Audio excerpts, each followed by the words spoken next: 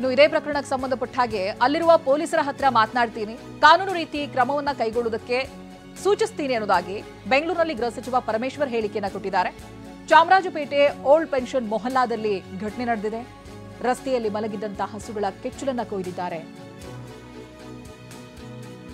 ಇದೀಗ ಈ ಕೃತ್ಯಕ್ಕೆ ಸಂಬಂಧಪಟ್ಟ ಹಾಗೆ ಕಾನೂನು ರೀತಿ ಕ್ರಮವನ್ನ ಕೈಗೊಳ್ಳುವುದಕ್ಕೆ ಸೂಚನೆ ಕೊಡ್ತೀನಿ ಅನ್ನೋದಾಗಿ ಗೃಹ ಸಚಿವ ಪರಮೇಶ್ವರ್ ಮಾತನಾಡಿದ್ದಾರೆ. ಹಸುಗಳ ಕೆಚ್ಚಲು ಕೊಯ್ದಿದ್ದಾರೆ ಒಬ್ಬ ಕಿಡಿಗೇಡಿ. ಒಂದು ರೀತಿಯಾಗಿ ನಾವು ಹಸು ಅಂತಂದು ಇದು ಮಾಡ್ಕೊತೀವಿ, ಬಟ್ ಈ ರೀತಿಯಾದಂತಹ ಘಟನೆ ಅಲ್ಲಿ ಸ್ಪೆಷಲಿ ನಡೆದಿರುವಂಥದ್ದು. ಅಲ್ಲಿನ ಆರೋಪ ಏನು ಅಂತಂದ್ರೆ ಯಾರೋ ಪ್ರಭಾವಿ ಅವರ ಹಿಂಬಾಲಕ ಈಗ ಮಾಡಿದ್ದಾರೆ ಅನ್ನುವಂಥದ್ದನ್ನ ಆ ಮಾಲೀಕ ಅಂದ್ರೆ 3 ಹಸುವಿನ ಮಾಲೀಕ ಇದು ಮಾಡ್ತಿದ್ದಾರೆ. ನಾನು ರಿಪೋರ್ಟ್ ತಗೊಳ್ತೀನಿ. ಅದು ಏನು ಅಂತ ಗೊತ್ತಿಲ್ಲ ನನಗೆ. ಆ ಸ್ಟೇಷನ್ ಲಿಮಿಟ್ಸಲ್ಲೇ ಅವರು ಹ್ಯಾಂಡಲ್ ಮಾಡಿರ್ತಾರೆ. ಅದನ್ನು ನಾನು ರಿಪೋರ್ಟ್ ತಗೊಳ್ತೀನಿ. ರಿಪೋರ್ಟ್ ತಗೊಂಡು ಏನು ಕ್ರಮ ತಗೊಳ್ಬೇಕೋ ಅದನ್ನು SP ಅವರಿಗೆ ಮಾತಾಡ್ತೀನಿ.